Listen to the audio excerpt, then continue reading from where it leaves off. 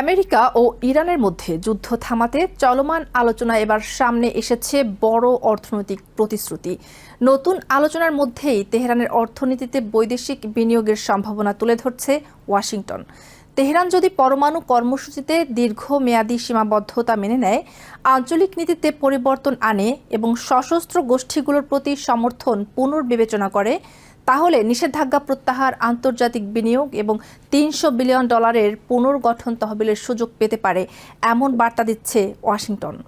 কিন্তু প্রশ্ন হলো, এই প্রতিশ্রুতি কি সত্যিই আমেরিকা ইরান সম্পর্কের নতুন অধ্যায় উন্মোচন করবে, নাকি 2015 সালের পরমাণু চুক্তির মতো আবারও রাজনৈতিক অবিশ্বাস, ক্ষমতার দ্বন্দ্ব এবং নিরাপত্তা কাঠামোর বাধায় আটকে যাবে? কি বলছে নতুন সমঝোতা? জুনে আমেরিকা ও ইরানের মধ্যে স্বাক্ষরিত অন্তর্বর্তী সমঝোতা স্মারককে সম্ভাব্য স্থায়ী শান্তি চুক্তির প্রথম ধাপ হিসেবে দেখা হচ্ছে। এতে ইরানের পরমাণু কর্মসূচিতে সীমাবদ্ধতা আনা, নিষেধাজ্ঞা প্রত্যাহার এবং যুদ্ধবিধ্বস্ত অবকাঠামো পুনর্গঠনে $300 বিলিয়ন তহবিল গঠনের কথা বলা হয়েছে। আমেরিকার ভাইস প্রেসিডেন্ট জেডি ভ্যান্স বলেছেন, ইরান যদি দীর্ঘমেয়াদে পরমাণু অস্ত্র তৈরি বা সংগ্রহ না করার অঙ্গীকার বাস্তবায়ন করে, তাহলে দেশটি অর্থনৈতিকভাবে নতুন সুযোগ পেতে পারে। তবে তার বক্তব্যে একটি শর্ত স্পষ্ট: তেহরানকে শুধু পরমাণু ইস্যুতে নয়, পররাষ্ট্রনীতি, সামরিক অবস্থান এবং মধ্যপ্রাচ্যের সশস্ত্র গোষ্ঠীগুলোর সঙ্গে সম্পর্কের ক্ষেত্রেও পরিবর্তন আনতে হবে। ওয়াশিংটনের দৃষ্টিতে এই অর্থনৈতিক প্রণোদনা একটি কৌশলগত চাপও বলা যেতে পারে।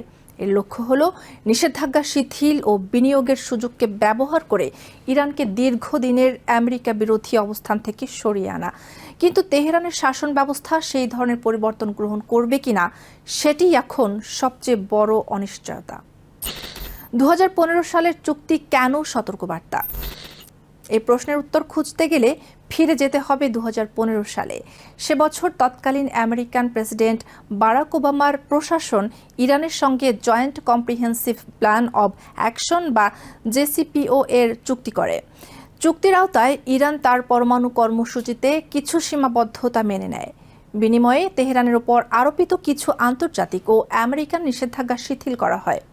তখন আশা করা হয়েছিল, অর্থনৈতিক চাপ কমলে ইরান আদর্শিক সংঘাতের বদলে অভ্যন্তরীণ উন্নয়ন, কর্মসংস্থান এবং আন্তর্জাতিক বাণিজ্যে মনোযোগী হবে। তৎকালীন প্রেসিডেন্ট হাসান রুহানি এই সুযোগ কাজে লাগাতে চেয়েছিলেন। 2014 সালে নিউ ইয়র্কে ইরানি বংশোদ্ভূত প্রযুক্তি উদ্যোক্তা, আইনজীবী, বিনিয়োগকারী ও ব্যবসায়ীদের সঙ্গে বৈঠক করে তিনি দেশে ফিরে বিনিয়োগের আহ্বান জানান।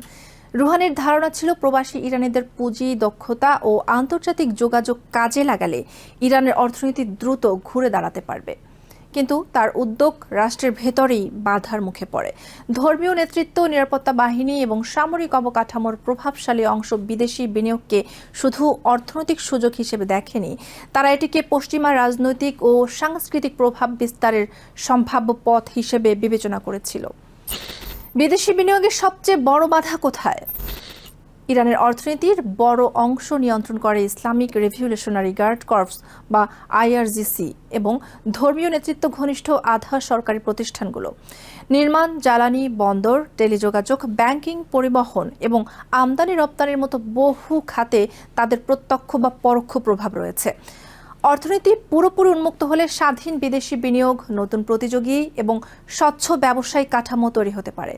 এতে IRGC ও ক্ষমতা সংশ্লিষ্ট গোষ্ঠীগুলোর আর্থিক নিয়ন্ত্রণ কমার আশঙ্কা থাকে। তাই অনেক বিশেষজ্ঞ মনে করেন, তেহরান আন্তর্জাতিক বাণিজ্য বাড়াতে আগ্রহী হলেও এমন কোনো সংস্কার সহজে করবে না যা রাষ্ট্রের ভেতরে ক্ষমতার ভারসাম্য বদলে দিতে পারে। 2015 সালের চুক্তির পর এই আশঙ্কার বাস্তব প্রমাণও দেখা যায়। বিদেশি নাগরিক, দ্বৈত নাগরিকত্বধারী ইরানি, গবেষক, ব্যবসায়ী এবং পশ্চিমা দেশগুলোর সঙ্গে যোগাযোগ রয়েছে এমন অনেক ব্যক্তিকে হয়রানি বা গ্রেফতারের অভিযোগ ওঠে। কারো বিরুদ্ধে গুপ্তচর বৃত্তির অভিযোগ আনা হয়, আবার কেউ ব্যবসায়িক উদ্যোগ নিতে গিয়ে নিরাপত্তা সংস্থার নজরদারিতে পড়েন। ফলে বিদেশি বিনিয়োগকারীদের মধ্যে আস্থাহীনতা বাড়তে থাকে। ট্রাম্পের প্রত্যাহার ও নিষেধাজ্ঞার ধাক্কা। 2018 সালের প্রথম মেয়াদে ডোনাল্ড ট্রাম্প জেসিপিওএ থেকে আমেরিকাকে প্রত্যাহার করে নেন এবং ইরানের ওপর পুনরায় কঠোর নিষেধাজ্ঞা আরোপ করেন। এর ফলে ইউরোপিয়ান ও এশিয়ান বহু কোম্পানি ইরানের বাজারে ব্যবসা সম্প্রসারণের পরিকল্পনা থেকে সরে আসে। ব্যাংকিং লেনদেন, জ্বালানি রপ্তানি, বিমা জাহাজ চলাচল এবং বৈদেশিক মুদ্রা প্রবাহে নতুন সংকট তৈরি হয়। এই অভিজ্ঞতা ইরানের রাজনৈতিক নেতৃত্বকে আরও সন্দেহপ্রবণ করে তুলেছে।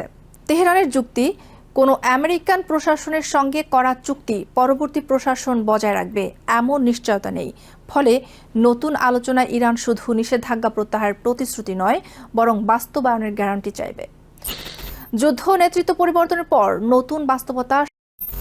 সাম্প্রতিক আমেরিকা ইসরায়েল যুদ্ধ ইরানের অর্থনীতি, সামরিক অবকাঠামো এবং রাজনৈতিক নেতৃত্বে বড় ধাক্কা দিয়েছে। যুদ্ধের শুরুতে সর্বোচ্চ নেতা আয়াতুল্লাহ আলী খামেনি নিহত হওয়ার পর তার ছেলে আয়াতুল্লাহ মুস্তফা খামেনি নেতৃত্বে এসেছেন। নতুন নেতৃত্বের সামনে একদিকে যুদ্ধ পরবর্তী পুনর্গঠন, অন্যদিকে মূল্যস্ফীতি, বেকারত্ব, মুদ্রার দুর্বলতা এবং জন অসন্তোষ সামাল দেওয়ার চাপ রয়েছে। এই বাস্তবতা তেহরানকে অর্থনৈতিক সমঝোতার দিকে ঠেলে দিতে পারে।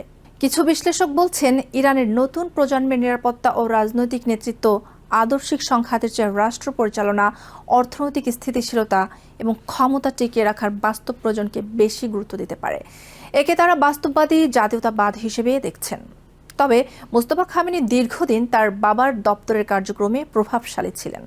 ফলে তিনি পররাষ্ট্রনীতি বা আমেরিকার বিষয়ে সম্পূর্ণ ভিন্ন পথ নেবেন এমন প্রমাণ এখনও নেই। ইরানের রাজনৈতিক বিশ্লেষকদের একটি অংশ মনে করছে, নতুন বাস্তবতায় তার প্রশাসনিক ধরন বদলাতে পারে, কিন্তু রাষ্ট্রের মৌলিক আদর্শিক অবস্থান বদল নাও হতে পারে। সামনে কোন তিনটি পথ? প্রথমত, ইরান পরমাণু কর্মসূচিতে সীমাবদ্ধতা মেনে নিষেধাজ্ঞা শিথিলের বিনিময়ে সীমিত অর্থনৈতিক সুবিধা নিতে পারে, কিন্তু আঞ্চলিক নীতি ও ক্ষমতা কাঠামোয় বড় পরিবর্তন নাও আনতে পারে। এটি সবচেয়ে সম্ভাব্য দৃশ্যপট বলে মনে করেন অনেক পর্যবেক্ষক। দ্বিতীয়ত, অর্থনৈতিক চাপ এবং জন অসন্তোষ বাড়লে তেহরান বিদেশি বিনিয়োগ, বাণিজ্য ও আঞ্চলিক কূটনীতিতে আরও বাস্তববাদী অবস্থান নিতে পারে।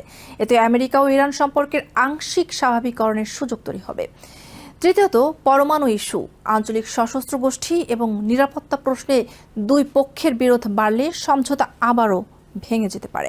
সেক্ষেত্রে নিষেধাজ্ঞা, সামরিক উত্তেজনা এবং বৈশ্বিক জ্বালানি বাজারের অনিশ্চয়তা আরও বাড়বে।